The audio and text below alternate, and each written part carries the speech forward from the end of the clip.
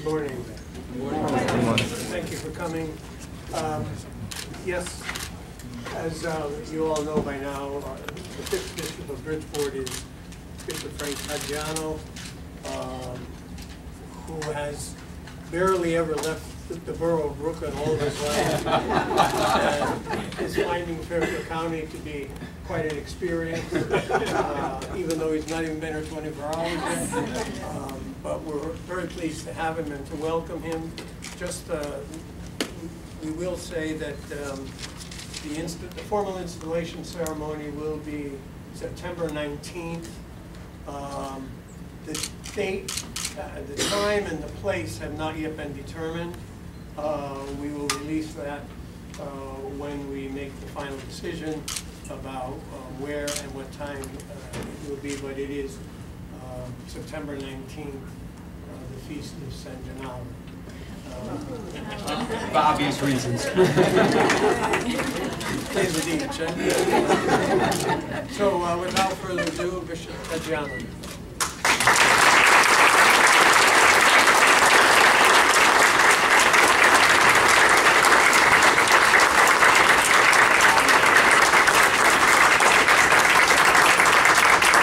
Thank you very much. I thank you for your very warm and kind welcome, and for members, our friends in the press, for being here this morning. I thank you. I have a very brief statement, with your permission, I'd like to read, and then I'll open myself to whatever questions you have, provided that they're easy questions. I'll be very happy to answer them. First, allow me to begin by expressing my sincere gratitude to our Holy Father, Pope Francis, for the trust and confidence he has shown me by appointing me to be the shepherd of this wonderful, vibrant, and diverse diocese. It is an awesome and exciting ministry that I know will bring with it many opportunities to bring people together to pray and to invite each and every one of us to grow in holiness of life. There are always challenges in ministry, but I have every confidence that the Lord will always provide us with whatever we need to meet the challenges we face, and through the struggles that we have together, as we do as any family, to deepen our faith in the Lord and really the love that we should have for one another. I also want to take this opportunity to express my sincere thanks to Monsignor Gerald Doyle for both his kind words of introduction, for the warm welcome he has shown me since I've been here last night, when he smuggled me into the Episcopal residence,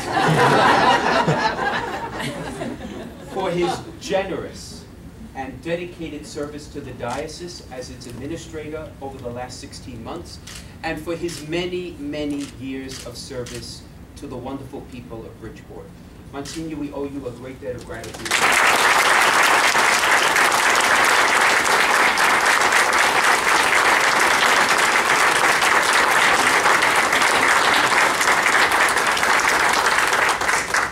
I also want to take this opportunity to acknowledge and thank Archbishop Laurie for his many years of service as the bishop of this diocese.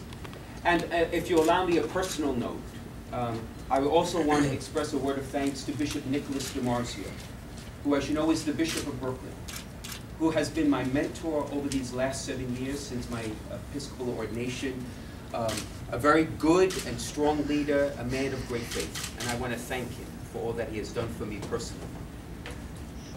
My friends, I come to you today as a fellow pilgrim in the journey of faith. And I'm very eager to learn about all the good that's already being done in the diocese each and every day. I'm ready to listen and learn more about the needs of God's people. And I stand here committed to collaborate with all who are in leadership in our parishes, in our schools, in our colleges, in our institutions that serve the poor, and in a very special way to collaborate with my brother priests, deacons, women and men in consecrated life, and lay leaders throughout this great diocese. I ask each and every one of you for your prayers and for your support, and particularly for your help. Let us work together in the years ahead to invite us to grow into deeper love of the Lord and his people. And let us recommit ourselves to bring the good news of salvation that comes to us in Jesus to anyone who is willing to listen. But before I conclude my remarks, I must say this. I have, in my mind and particularly in my heart, a very special place for our young people. Recently, I was in Rio de Janeiro, and you saw that historic gathering of young people with Pope Francis. It was a truly graced moment in the life of the church. And while I was there, I was filled with an even greater sense of hope and excitement that the church is very much alive in the hearts of our young people. Many are on fire with a joy and enthusiasm and energy that they want to share with the whole church. So as I stand before you and prepare in the coming weeks to take up this awesome mystery, I want to say to all the young people of our diocese, and to those young people who are searching, wondering what the direction of their life is going to be, I say to all of them that I am here to serve them and to walk with them in their journey of faith, to discover anew a profound personal relationship with Jesus Christ. For when they, like we, have found Jesus, they will have found everything they need to have a happy and joyful life. So let me just end by saying, I ask for your prayers, and I ask our Blessed Lady, the Mother of God, the Mother of the Church, St. Augustine, our patron, to pray for all of us, that together as sisters and brothers we will go forward in faith and bring a renewed sense to the mission of the gospel, that Jesus is alive here in Bridgeport, and we are willing to share him with anybody who is willing to walk with us. I thank you all very much, and I look forward to meeting you individually in the weeks and months ahead. Thank you all very much.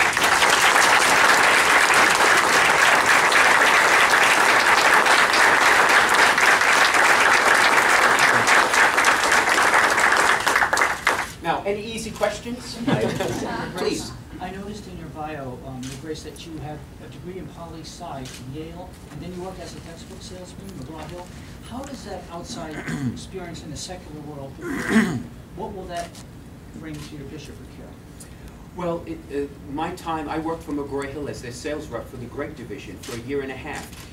On a personal level, it helped me to discern my vocation as a priest. Because there was a point in my life where I thought I knew everything I wanted and needed. And I thought I needed a good job, I needed a great salary, I needed a company car, I needed an expense account, and God in his wisdom gave me all that. And then I realized that I wasn't happy, that there was something more to life. And I realized that the Lord wanted to do it his way. And when I overcame that initial stubbornness and started to do it his way, I have never been happier. So it has helped me to listen better to the will and voice of God. I hope to bring that to my ministry as well. Sir. Thank you. Please. Without asking you to presume upon the decision-making process of the Holy Father, what qualities do you think he saw in you that prompted him to make this decision, to give you this honor? Oh, what an interesting question. I honestly can't answer that on his behalf, but allow me to answer it this way. What do I hope to bring? What I hope to bring is, first and foremost, a gentle and compassionate heart. I think what the world needs to see is the mercy of God. Pope Francis is receiving such an enormous welcome by believers and non-believers because he, very beautifully, is presenting the merciful love of God. And to the extent in my own way I can do that, I'm hoping I can bring that to this ministry. And also a great love for all that has to do with the transmission of the faith. It's all about the good news of being a Catholic Christian, of the message of salvation in Jesus. I love catechesis, faith formation, education. That's what I'm involved with back home in Brooklyn. And I know a bit about it, and I hope that could be of help. So maybe those are some of the qualities. When next I meet him, I will ask. Hey, sir, just one quick follow-up question. I understand that you've taken a special interest in the young people and their use of social media. Yes. Could you talk about that? Yes. It is in my catechesis in Rio de Janeiro, I said to the young people, I had the occasion of having the 225 young people from Brooklyn at the venue and about 700 others. And it was just a magnificent, energetic group of young people. And I said to them, they are the first generation that was actually born into this electronic world. See, like a person like myself uses it fairly competently, I believe, I hope. But they were actually born into it, which means they are formed by it, they see the world a certain way, they socialize a certain way. You know what I mean, if you have young children or teenagers, you know. So that is the venue of their lives. And the church needs not to run away from that venue, but allow me to put it this way, to baptize the venue. For there are many individuals who are using the electronic world to their own benefit, which is not to the benefit of our young people. It is in many ways the wild, wild west. So I have a keen interest in listening to young people who will be able to teach me and teach us about this world and be able to go into it to proclaim the gospel of Jesus Christ. And I look forward to working with us, all of you, to make that happen. So yes, there's a keen interest. And one final question, sir. It's not an easy question, but the whole issue of welcoming gay people into the church and the Pope. Were you with the Pope when he made the recent comments? No, he made the comments on his return flight to Brazil. I see. Okay. Right. What was your reaction to that? And could you just give us a basic general impression of what your position is when it comes to gay people in the church? Absolutely. I will, again, it came up in Rio de Janeiro. In fact, I was commenting to Monsignor Doyle that in all 3 sessions of catechesis, it was the very first question young people raised, because it is a burning issue in the life of the church. And I will answer with your question, if I may, the same way I answered with them. First and foremost, we have to be very clear as Catholic Christians that the love of God is universal, that gay and lesbian Catholics, as those who are straight, are loved by the Lord, and we are to love them as well. Everyone is welcomed into the life of the church. But there is a need for all of us to live an authentic Catholic life.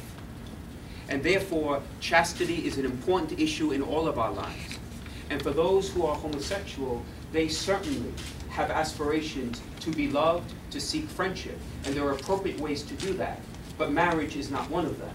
Because in the natural law, we all know marriage is a man and a woman called together in a lifetime of love to procreate as well as a sign of their love. So my position is that which is the church's position, which is the Holy Father's position, that the church invites and welcomes all people, that the love of God is extended to all people. God loves all his children.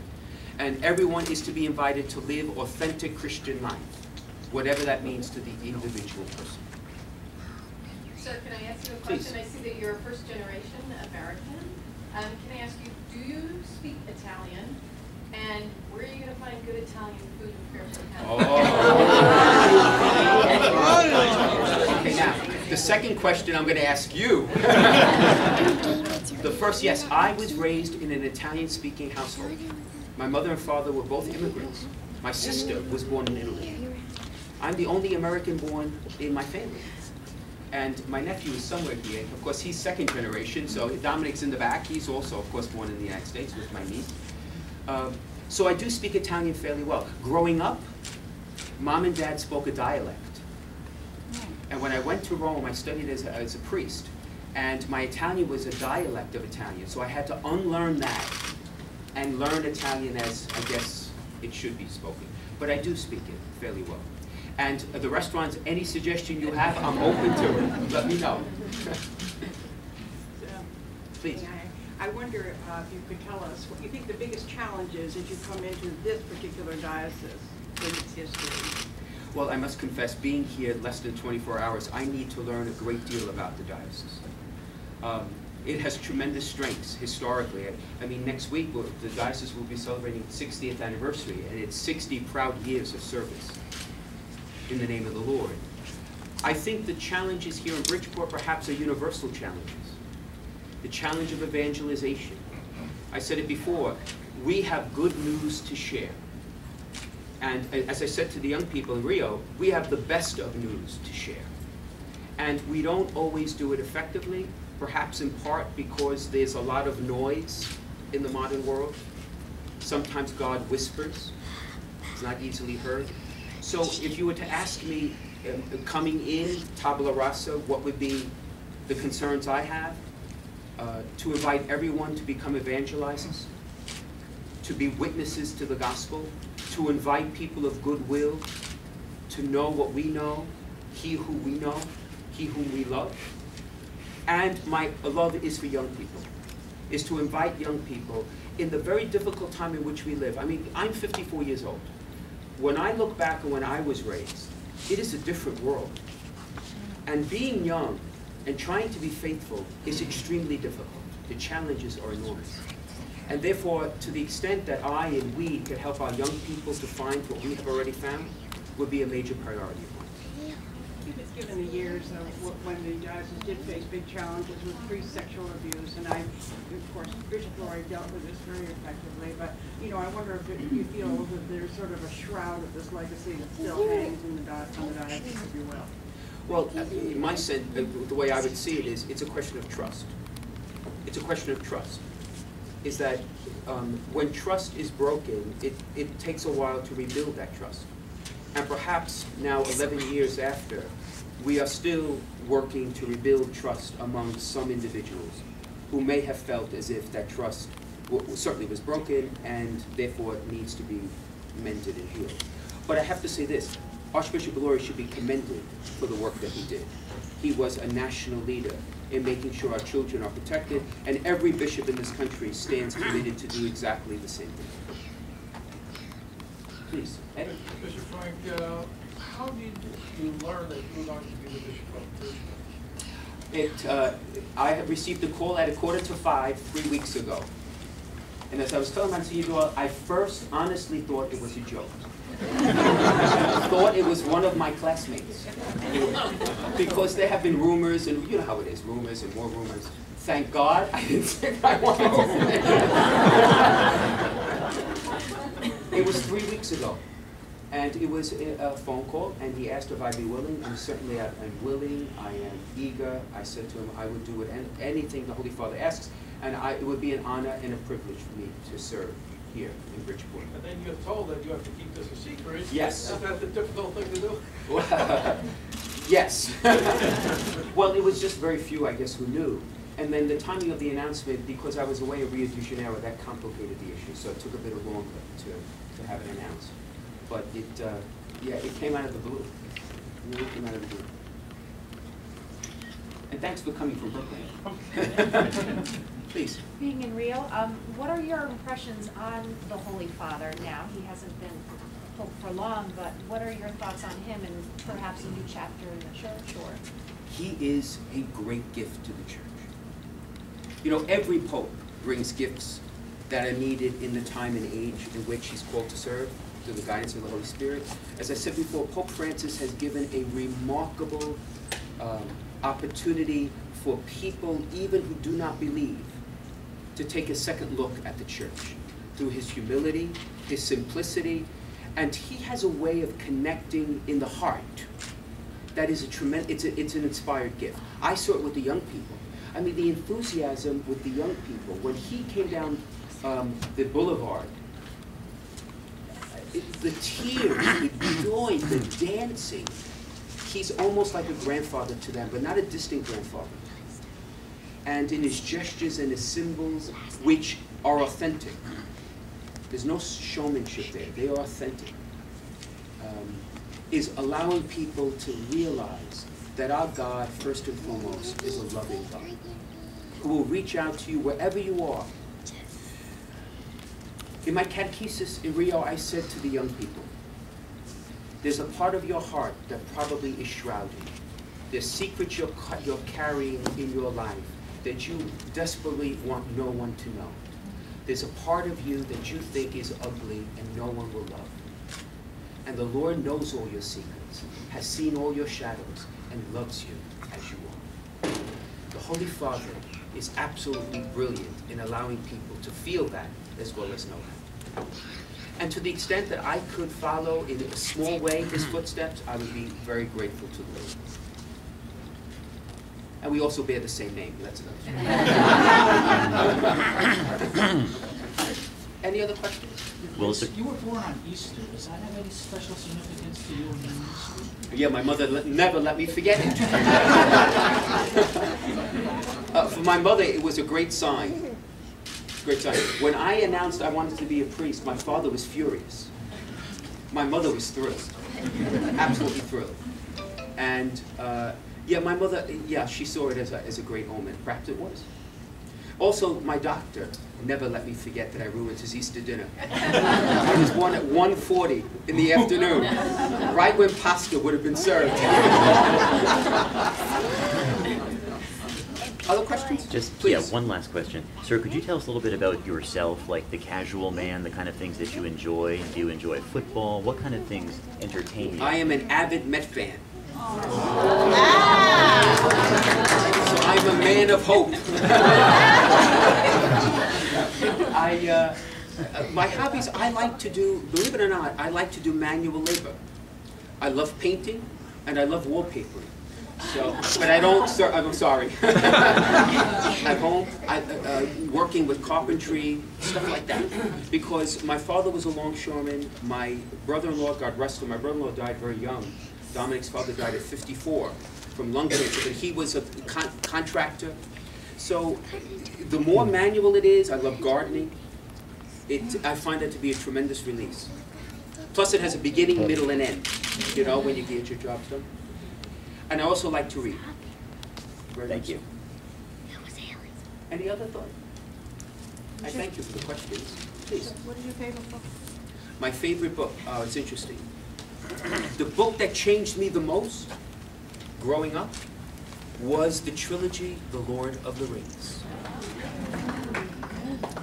I read it for the first time in freshman year in high school when I went to Regis. I read it every summer after, and I think it's a brilliant, brilliant parable of many of the themes, the basic themes of Christian life.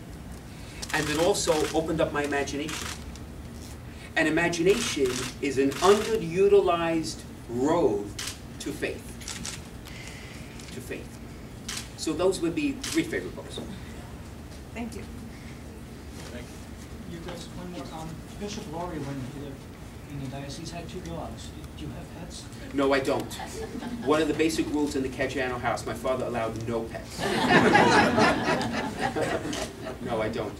Yes, he had Barnes & Noble, I understand. Yes, he did. Yes. They're famous, by the way. Well, I thank you all. I thank you, yes. Any other questions?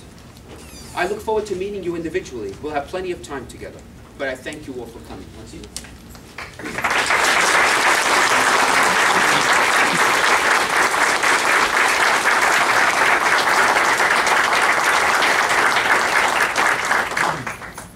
For members of the press who want to have an opportunity for either photos or one-on-one with the bishop, please see Brian. For staff and employees, I'd ask you to all return to your offices and places of work. And the bishop, once the press finishes eating him up,